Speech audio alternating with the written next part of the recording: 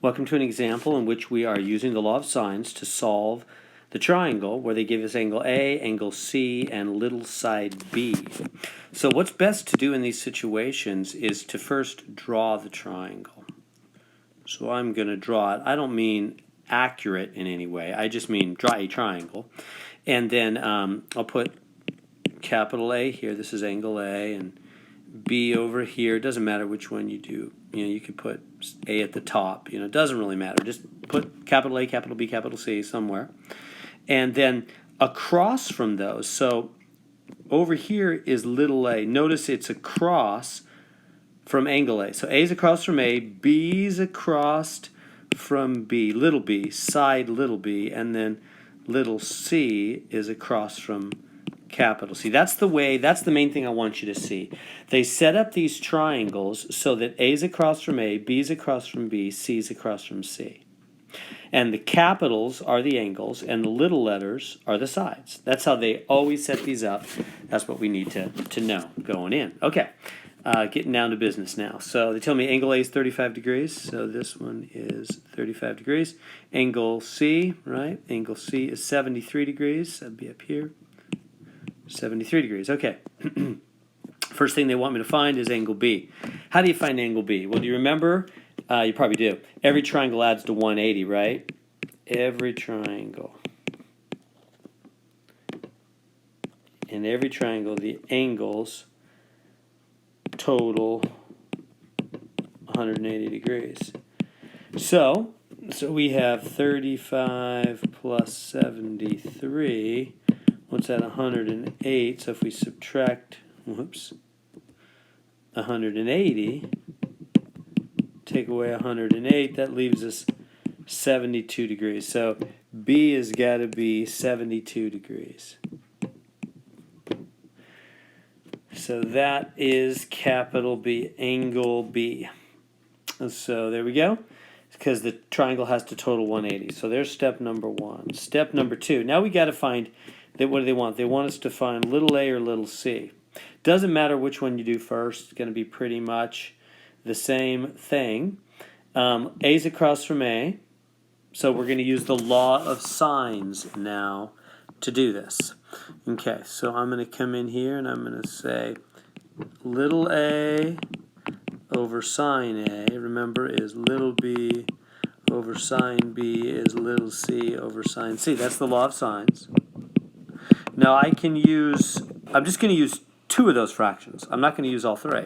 So I got to use A with A, because that's what I'm trying to find here, is that one for sure. So I'm going to use little a, which I don't know little a, so let's call it little a, over the sine of capital A, which is 35 degrees equals. Now, do I want to use B over B or C over C?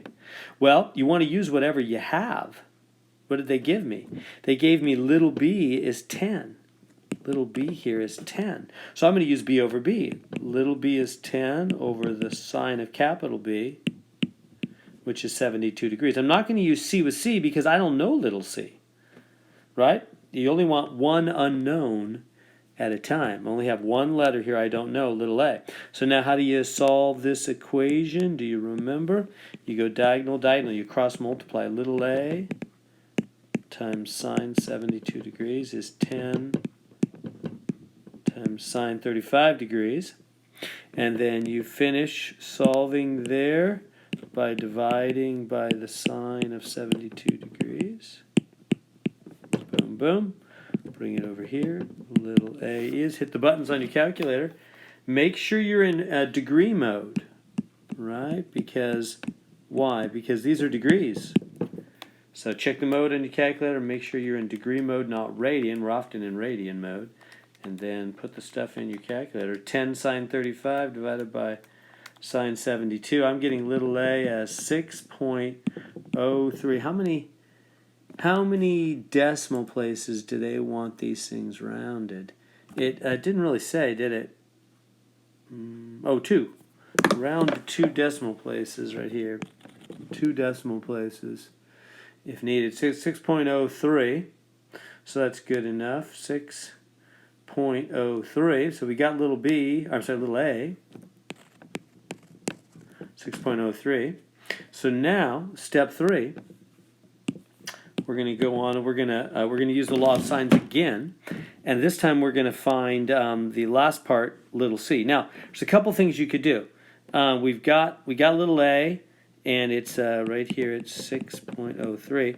You could well, what could you do? We can't notice this is not a right triangle. So that's why we're using the law of sines, because it's not a right triangle, so we can't use SOHCAHTOA. We can't use there's no hypotenuse, right? SOHCAHTOA involves a hypotenuse and a right triangle. We don't have a right triangle here, so we have to use law of sines. Okay, anyway, to find little c, what could we do? Well, we could just do law of sines again. But which two do I want to use? I for sure want to keep on using b with b. Why?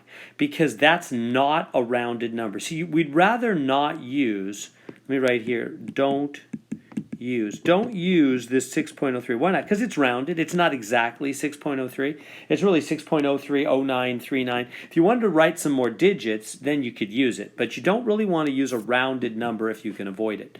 So I'm just going to use the b with the b, and I'm trying to find c here, right? So I'm going to use the c with the c. So I'm going to do b with b, c with c. Does that make sense how I came up with that? I'm going to use sine, or here. It doesn't matter if you put the sign on the top or the little b in the top. You could do it either way. I'm just used to doing it this way. So I'll do b with b, c with c. Again, why am I choosing that? I don't want to use a because that's a rounded number. It's better to not use a rounded number. All right, so sine of b over b, sine of 72 over 10, or I mean 10 over sine 72 equals c over c. I'm trying to find little c, and capital C is 73 degrees. Like that. And cross multiply, so we get 10 sine 73 degrees is little c sine 72. Trying to solve for little c here, so got to divide by the sine of 72 degrees. So you get little c alone. Make sure your calculator is in degree mode. Sine 73 divided by sine 72. I'm getting 10.055, so that'll round to 10.06. 10.06 for little c, and we've done it. We've found all the sides and angles. So again, we found the first missing angle by using the fact that a triangle always holds 180 degrees. So we just added those two and subtracted from 180.